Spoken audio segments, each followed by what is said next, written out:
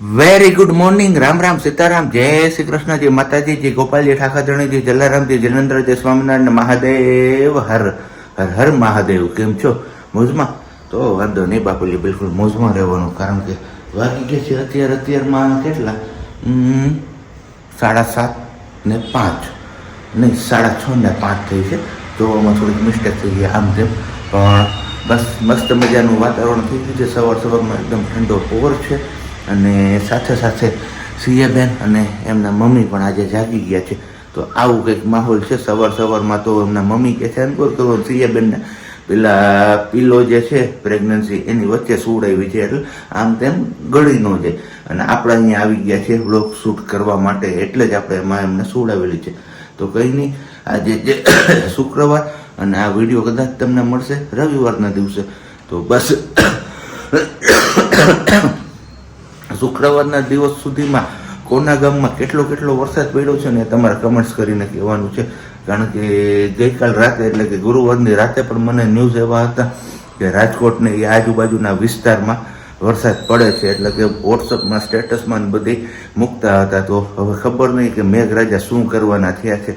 કારણ કે હજી ચોમાસું બેઠું નથી કાયદેસર રીતે, છતાં પણ વરસાદ હવે માજા મૂકીને જાય છે એવું કહીએ તો પણ ચાલે. કારણ કે ટપક ચાલુ છે. અને કેરી તો પૂરું જ કરી દીધું. હું ગઈકાલે કેરી લાવ્યો, પણ એ ભાઈ મને એવું કહેતા હતા કે હમણાં તો 10-15 દિવસ સુધી તો કેરીઓ કે ખાવાનું નામ જ ન લેતા, કારણ કે પલળેલો માલ આવશે ને એ બગડવાના ચાન્સીસ વધારે રહેશે. એટલે કે 10-15 દિવસ પછી જે આંબામાં કેરી ટકી રહી છે અને એ વેળે ત્યારે એ ફળ ખાવાની મજા આવશે, ત્યાં સુધી મજા નહીં આવે. તો બસ આવું કંઈક છે. સવારમાં આપણે તમારા લોકો સાથે નહીં એવું બીજું ત્રીજું બધું શેર કરી લીધું, પણ કંઈ નહીં, બસ ચા પાણીને બધું થાય એમને વેઇટ કરીએ છીએ. અને બાકી તમને બધા લોકોને તો ખ્યાલ જ છે કે અત્યારે બહુ તંગદિલી ભર્યો માહોલ છે.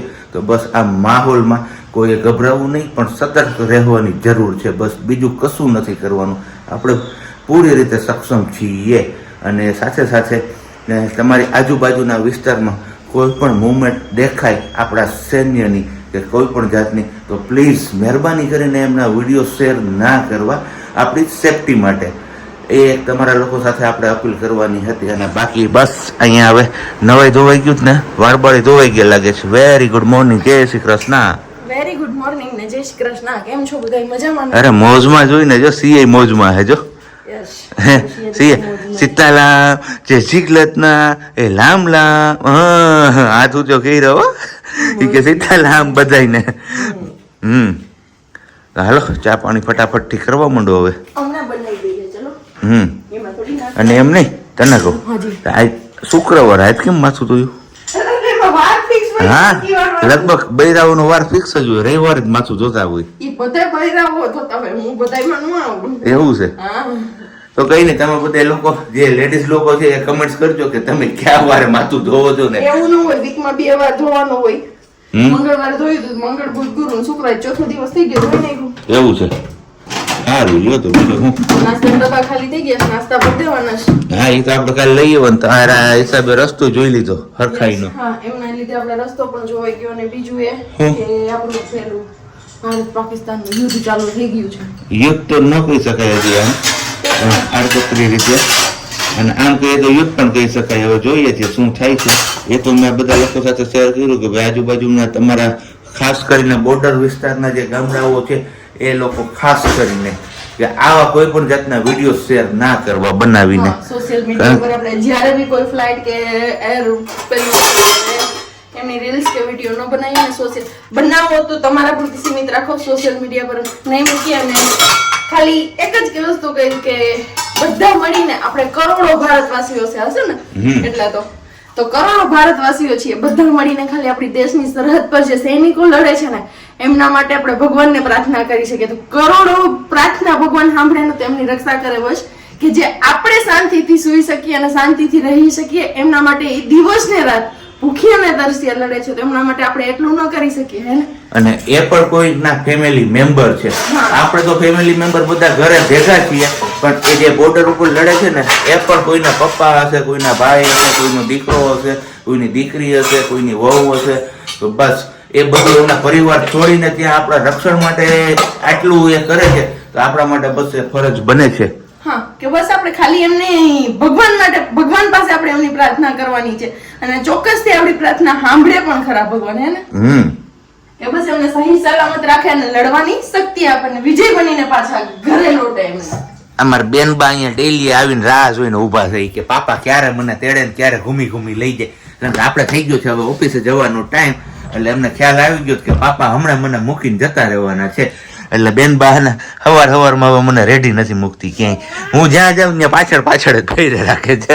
હે હું સિયા પાપા ઓફિસ જઈ આવે ને હવે?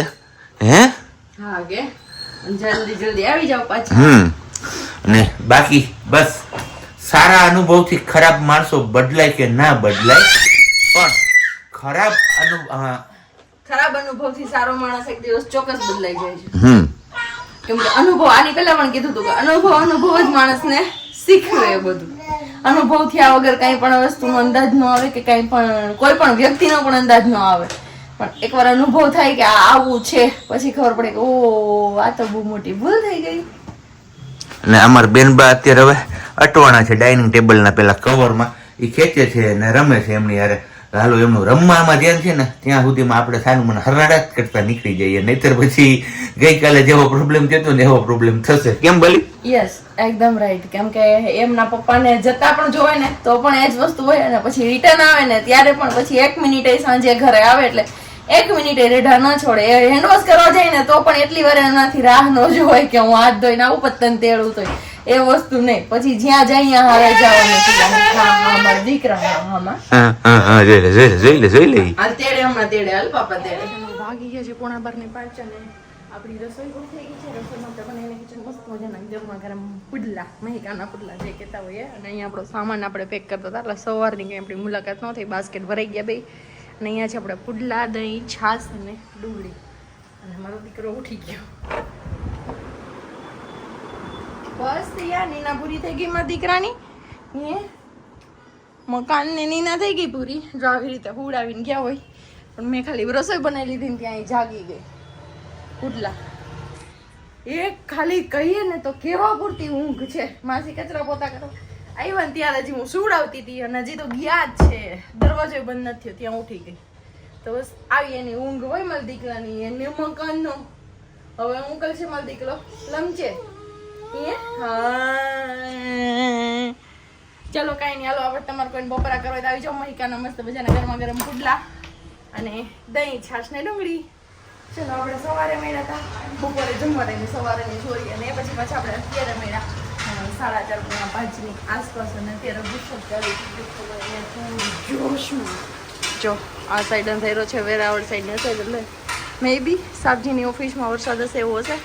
બાકી અહીંયા ધીમો ધીમો ચાલુ છે મારા વરસાદ. અને આપણે એવા તો બીજા ફ્લોર પર ને અત્યારે આપણી રસોઈની તૈયારી મેં કરી દીધી છે. કેમ કે રસ કાઢવાનો તમે તો શિયાળો નથી, તમે કીધું રસ કાઢવા એ ગઈ છે બાજુમાં એમની ફિયાની ઘરે, અને રસ કાઢી લીધો કેરીનો. અને આપણે અહીંયા મૂકી દીધી છે મગની છડી દાળ. કેમ કે સાબજીની આજની ફરમાઈશ છે મગની છડી દાળ છૂટી અને રસ ને રોટલી એવું કંઈક ખાવાનું. હે છોકરી તો જોશે જ ને. આવ્યો મોટા મોટા છાટે હો, જો બાકી આવે ને રહી જાય. વાદળું છે ને ઘડીક થાય ને તો ઝડબડાટી કરી દે તો પાણી કરી દે, ઘડીક થાય ત્યારે રહી જાય. ગિરનાર સાઈડ કઈ નથી. આજે પણ જુનાગઢ ઉપર મેઘરાજા કહીએ તો આમ કોપાઈમાન જેવું છે. કારણ કે આજે પણ વરસાદની શરૂઆત થઈ ગઈ છે. આમ તો ધીમી ધારે ક્યારનો કલાક જેવો સમય થઈ ગયો હોય છે. આપણે હજી ઘરે પહોંચ્યા છીએ, પણ વંથલીથી ચાલુ થયો હતો વરસાદ, જુનાગઢમાં કન્ટિન્યુ હજી એમને ચાલુ છે. વચ્ચે થોડોક વધારે વરસાદ આવ્યો હતો અને બાકી વેરાવળથી નીકળો ત્યારે ગળોદરથી ચાલુ થયો હતો વરસાદ. ગળોદરથી કેશોદ ને કેશોદ પછી વચ્ચે પાછું થોડોક કોરું આવ્યું અને મંગલપુરનું પાટિયું આવે ત્યાંથી લઈને પાછું ગાદુ ટોલ નાકા સુધી વરસાદ ને એવી રીતના રાવે રાવે વરસાદ છે. પણ સારામાં સારો વરસાદ છે, કારણ કે ખેતરોમાં પાણી ભરી દીધા છે. આમ કહીએ તો વાવણી જેવું થઈ ગયું છે. પણ અત્યારે વવાય કે ના વવાય એ તો મને ખ્યાલ નથી, કારણ કે આપણો એ વિષય નથી, આપણે એટલા બધા નિપુણ નથી એમાં. પણ હવે પ્રાર્થના એવી કરીએ ભગવાનને કે હવે બસ તમે ખમૈયા કરો અને જે કેરીનો જે કંઈ પણ પાક છે એ ખેડૂતોના હાથમાં આવવા જોઈએ. નહીંતર વધુ ઘટ્યો જે કંઈ પણ માલ છે એ માલ હવે ખેડૂતોના હાથમાં નહીં આવે. ને અહીંયા અમારા બેનબા ક્યારના રાહ જોઈને બેઠા હતા કે પપ્પા કાલે આવે ને કાલે મને ઘૂમી ઘૂમી લઈ જાય. ઘૂમી ઘૂમી ન જવાય, બાલ વલસાડ આવે છે. હા, વલસાડ આવતો હોય ને તો ન જવાય એમાં. જોવો તો ખરા કેવું કરે છે મોઢું. શું છે કઈ નહીં. સારું હાલો બેનબાના ઘડીક વાર આપણે રમાડીએ અને પછી પાછું એમનો સુવાનું ટાઈમ થઈ ગયો. આમ કરીને જોવો આવે છે.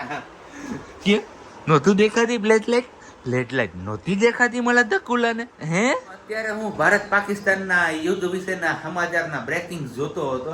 એ દરમિયાન વચ્ચે પાછા એક નવા બ્રેકિંગ ન્યૂઝ આવી ગયા કે હવામાન ખાતાએ 3 કલાક એટલે કે આગામી આ વિડીયો અત્યારે જ્યારે હું બનાવું છું ત્યારેથી લઈને 3 કલાક સુધી રેડ એલર્ટ આપી દીધું છે વરસાદનું. જુનાગઢ જિલ્લો, ગીર સોમનાથ જિલ્લો, પોરબંદર અને હજી ચોથો જિલ્લો છે. આ 4-5 જિલ્લામાં છે ને રેડ એલર્ટ આપ્યું છે કે આગામી 3 કલાક સૌરાષ્ટ્ર માટે ભારે રહેવાના છે. આમાં હવે હું કરું ને જ ખબર નથી પડતી. એક બાજુ સરહદ ઉપર ઓલો તણાવ હાલે, બીજી બાજુ આ હાલે. કરવું હું આમાં? કેરી ખાવી અત્યારે, ભજીયા ખાવા કે કેરીનો રસ ખાવો એ ખબર નથી પડતી. કેરીનો રસ ખવાય, ભજીયા તો પછી હજી ચોમાસું બાકી છે, તો ઉનાળો છે એટલે ઉનાળામાં થઈ જાય. બાકી આપણે જો મસ્ત મજાની છડી દાળ બની ગઈ છે મગની ને રસ કાઢાઈ ગયો છે. રોટલી બનાવી, લોટ બાંધી રાખી, પછી ખાલી રોટલી જ બનાવવાની રહી. સિયાબેન રમે તો અત્યારે જ કરી નાખું, નકર બસ ભૂઈ જાય પછી રોટલી કરીએ. પ્લાન છે એટલે લોટ તો બાંધી લઈ રમતી ત્યાં સુધી. ઓકે સારું હાલો તો હવે આપણે જઈએ સિયાબેન પાસે પાછા એમને રમડવા માંડી. નહીતર પાછા અમારે એવું મસ્ત મજાની ગરમા ગરમ, કારણ કે બહાર ઠંડુ ઠંડુ વાતાવરણ છે અહીંયા ને અહીંયા ગરમ ગરમ ચા છે. પરમ દિવસે વરસાદ દેવો તે દિવસે જ ઈચ્છા હતી પણ તે દિવસે દૂધ નહોતું અને ગાયનું દૂધ હતું. હા, દૂધ ભાવે ને બેન પડી નથી ને.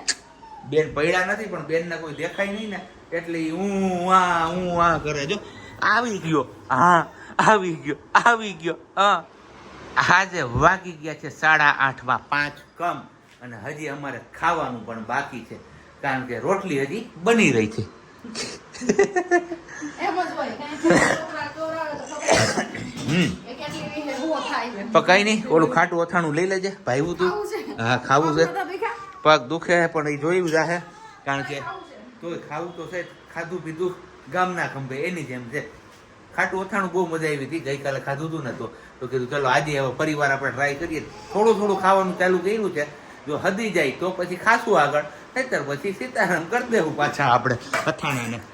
અને બાકી અહીંયા છે આપણી ફૂટડી દાળ. કેવી ફૂટડી? ફૂકડી તે ફૂટડી જ બોલ્યો તો હું. હા સારું હાલો. કેમ સિયા?